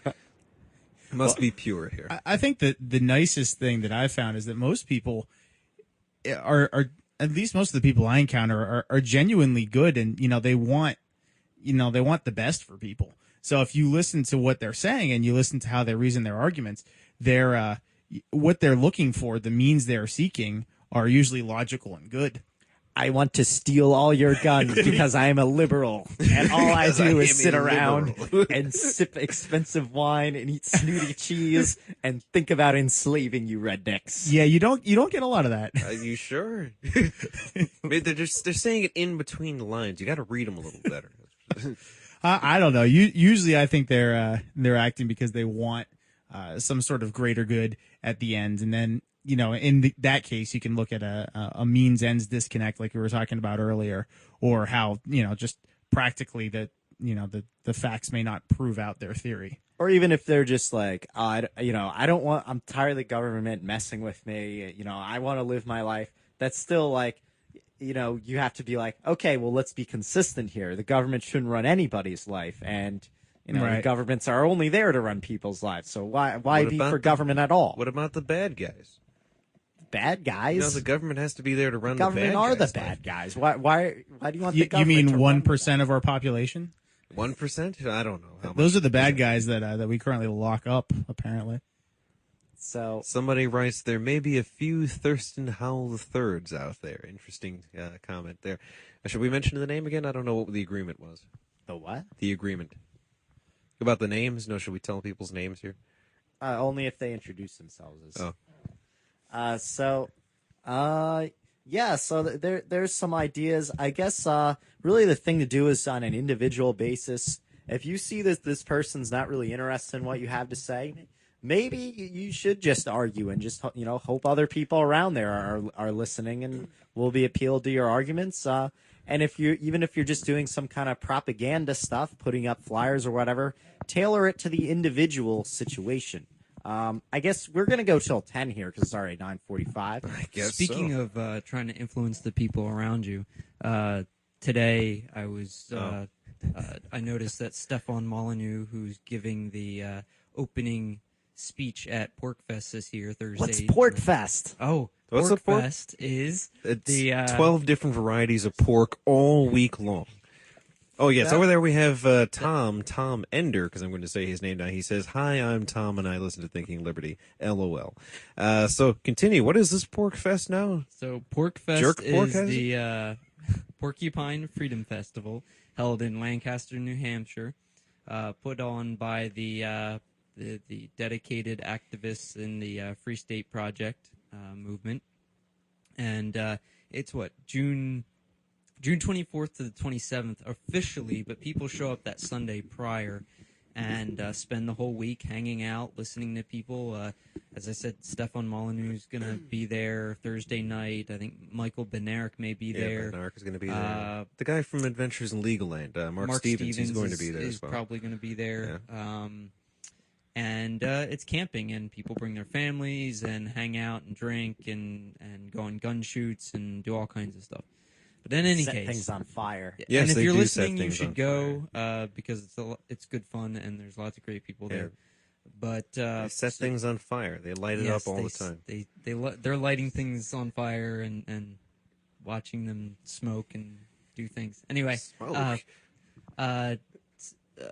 Stefan Molyneux put up a small advert saying or announcement saying that he was going to be giving the opening speech on Thursday Nice. at Porkfest, and he, I think, re-uploaded to YouTube or maybe it's a new cut of his speech at the Liberty Forum now 2 years ago up in New Hampshire, Nashua, New Hampshire, that the Free State Project also puts.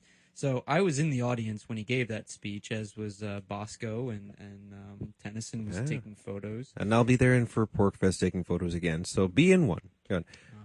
And so I decided to listen to it again, and he was arguing his against me argument technique, where you more or less say, what is it that, what are we arguing about? Say the war, going over and freeing the Iraqis. Well, I would never think of using violence to stop you from doing that kind of stuff. So go ahead, write a check out. He was talking about the surge at the time. He's like, go ahead, write a check out for to Donald Rumsfeld and say, for the surge. And he's like, but I disagree. Would you extend to me? I can disagree with you, but if I can't act on that disagreement, then that freedom to disagree doesn't really exist.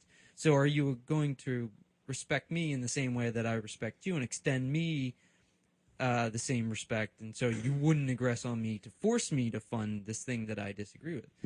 And, he says, even if that doesn't work with this person is just a hardcore statist, they're like, yeah, absolutely, I would totally use violence to make you do what I want you to do.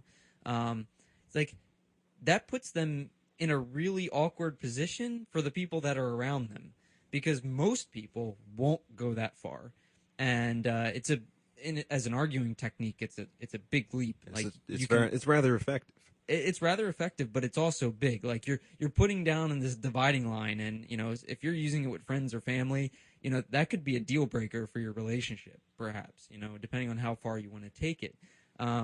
But it's even a better argument when you're around other people, because then that person has to show to this group that they're a violent thug. And so in terms of trying to convince people around who you're arguing, I think that's a good technique. I remember when he was doing that technique, Jay Holmes was there, and he brought up the issue of land, and it was a hilarious little thing that happened there. So watch the video; you'll hear what I'm talking If about. you go to YouTube/Stefbot, STEFBOT. I'm not sure that the war in Iraq or the surge or just any kind of violent occupation is a good example to use for that, because we have the right to resist through violence, any violent occupation. And so saying that, I'm okay if you want to fund these thugs, rolling around Iraq in giant armored vehicles and helicopters and shooting people who gather on corners. I just don't think that that's a very principled position. Well, the principled position, he says that he does not support that kind of thing, but he's not going to use violence against them in order to, to stop them but I from don't- funding in order to stop but them he from also, advocating it, really, from advocating. Well, but he- advocating's one thing. he Actually also says- funding Yeah. and being supporting materially this thing when you aren't being forced to is another. Right, but what he's saying is that, as an argument, you're discussing funding some adventure overseas that could or could not be seen as aggressive, if you could truly be trying to liberate a people. And he's saying, if I disagree with you, I'm not, are you going to give me the same respect that I give you, in that I won't use force to stop you from doing that necessarily, unless I felt that I was working on their behalf in their defense. And he brings that up later. Someone brings that up from the crowd. But, he was also taking questions and stuff, so it was sort of a comment that came up that he was responding to. But, it's still like a first step in that. You still would say, I'm not going to force you not to do this, but I might, on their behalf, be someone you have to go up against. So so if a person says hypothetical no, than then I'm thinking. what comes from that? No, I'm saying, what if a person says no, they would not use force against you in order to achieve whatever ends that they're talking about? Where do you go from that point? Well, then, as he puts it, obviously that doesn't make them a voluntarist off the bat. Right. But I think you then roll with it into, okay, well, let's go on to the next thing. Defense or roads, if you've got them to agree there, that's pretty far. But then giving them, what is the logical conclusion of what these continuous agreements bring you? Just have 8 minutes here, so let's finish up with this topic. And then I was just going to say really run on quick to to the answer end. Tennyson. That's that point where they say, well, no, I wouldn't do that. Usually they haven't Right. thought that through as much. That's when you bring up, well, that's exactly what you're doing with taxation. You're forcing me to pay Okay. for this stuff. I mean, people who would say that they do support the taxation, saying like, well, I'm not really doing it, but the people who do have the right to do it are the ones who are doing it, because they believe that the government does have that right. But how do you dispel the idea that the government has that right? They're special then- people. Stefan then goes briefly in the talk and says, well, actually someone brought this up and then he agreed, was that then you might go to the next step, which is, well, then it's you. Like, would you do it? Not this abstract, do you advocate someone else use the violence against me? You're that person. Like, we've created this scenario now where you are the enforcer. Is that okay then? Like, you drill down until you put the gun in their hand. Okay. So I believe there's a bit on that debate tactic at libertyactivism.info. So that's somewhere you want to get a more detailed version of it. Yep. What I want to draw attention to, just for a couple minutes here, there was an article in the Village Voice out of New York. It's a good paper. It was about an NYPD officer who started carrying a tape recorder to protect himself from liability in his dealings with the public as he saw it. Yeah. But then he just started recording everything that went on at the precinct, and really there was a lot of political incentives. You want to not report robberies, Right. that to keep the crime stats down, Okay. and you have to meet a quota of tickets that you write. You have to meet a quota of stopping and frisking people on the street. So that would be that would be something that is it's really something you should check out. It really shows the real incentives in a big city police department. Huh. So just look that up at the Who Village is- Voice. Who was the website. author of the article here? I'm not sure. Do you know when it was in? Was it like this yesterday? It was or- very recent. like this past week. You'd find it. Yeah, this past week. Okay, right. It was something like Crossing the Thin Blue Line or something. Any particular names you might remember? We could. All right, No, we'll just find look it We'll up find on the Village Voice. You should Yeah. you should be able to find it. All right. So we just have a few minutes left. We're gonna have some guests on next week's show. I don't think we have it arranged exactly who it's gonna be. Whatever. But we should be having some good guests on every show. Yeah. And I think maybe the 2-hour format's a good format. It feels good. Feels good. All right. So in the next 5 minutes, any of you guys want to say? Dan, Tennyson, Bile, Bosco? I'm probably going to be having a pretty good Friday. That's all I'm saying. Let's see. Are you going to come to the all picnic on Saturday? All picnic on Saturday. Huh. That's a question. I didn't even remember about that, but I'm probably going to do that too. I wanted to mention the New York City ANCAP picnic that's coming up on the 23rd, the day after the 22nd, which is the Mises event here in New York City. So Allison Gibbs and a bunch of other people, Pete and Adam, they're probably going to be coming out to New York as well. So we'd really like you, because I'm pointing to specifically here to Darian Warden of DarianWarden.com, that he should come to the picnic, and I'm going to point out to Bile over there that he should come, and I'm probably not going to point out to you because you don't need to come. No, I'm just kidding. You should definitely come. That's awesome. Yeah, you should definitely come. Everybody should come out to this. We need a lot of people. I'm just glad to have a lot of people. What if I'm a free market anti-capitalist? Then Am I going to come on have to just be really contentious, unnecessarily contentious, No, and it's abrasive? No, it's a picnic thing. It's Okay. a family picnic. All right. What are you doing here? Family picnic? You can't have a family? You are That's you are not that anarchist. you are that person that shows up to argue in this scenario right It's like, now. I'm going to just give you Mike's hard lemonade the entire time, and then we'll see what happens at the end. Will there be Zima? Because that's There might be some Zima, but you got to say it with a little bit of a twist. It's a fancy drink. So. the only thing I wanted to say, guys, is thanks for having me on. Enjoyed it. And, Thanks for being anytime. here. So, Yeah, thanks for chiming in. So we're very glad to have Mr. Civilian Patrick on our show today. So what else do we have to say? We're going to ask him one last question before we cut out here in the last 2 minutes. Okay. You want a question for Dan? I don't know. What do you think I think a question for Dan would be in order since he's our guest. about the beard? Let's see. Yeah, actually, this is an excellent question Oh, for yeah. Dan. Too bad this wasn't a video Can show. you've got about 2 minutes. Can you speak on the importance of beards in anarchism and what recently happened to your beard? Everyone in the room has a beard except for Bile, just in case you want to know. Okay, well, wait, he's got one. I think I will talk about this. And the first is, can you name I can't name an influential anarchist that doesn't have a beard. I Besides realize the that's females. that's some sort of logical Wait a minute. fallacy. How about Rothbard? Well, he came later. I mean, someone who actually influenced, like, from way, way back, probably. Oh, Well, way he was, back in the day. Rothbard was very influential. Yeah, but he was influenced by the I big just think, influencers.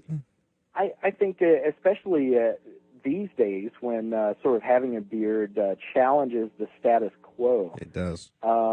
I think it's important. When when you see someone with a beard, you think, what's that guy got going on? Like, what's he's obviously someone who's he's not getting up and possibly spraying on his Axe body spray and using his Mach 12 razor with the veritable wall of blades to scrape his face.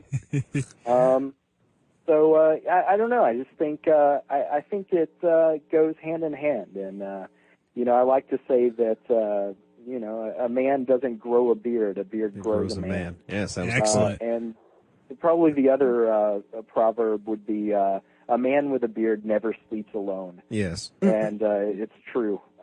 My beard recently, I got bored, and I shaved down to what's known as the Van Dyke.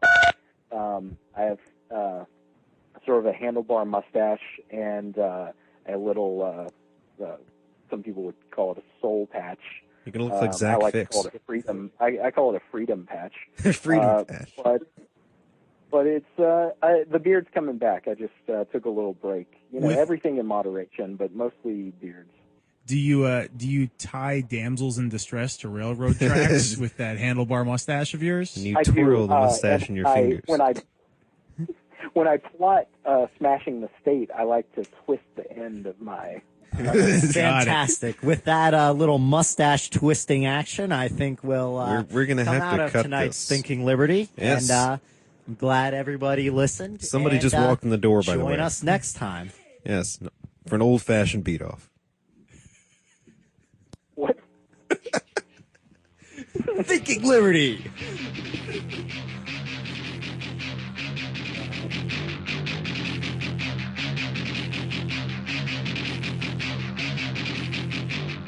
Now that the thrill of the suckers over.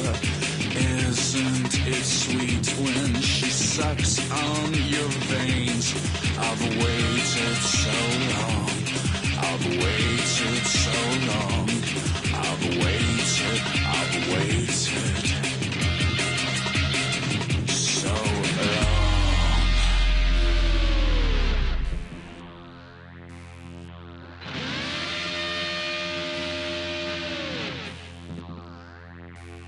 I roll back the stone just to see what I'm missing.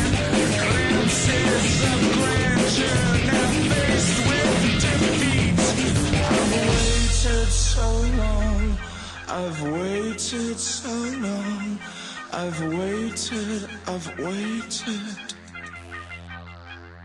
so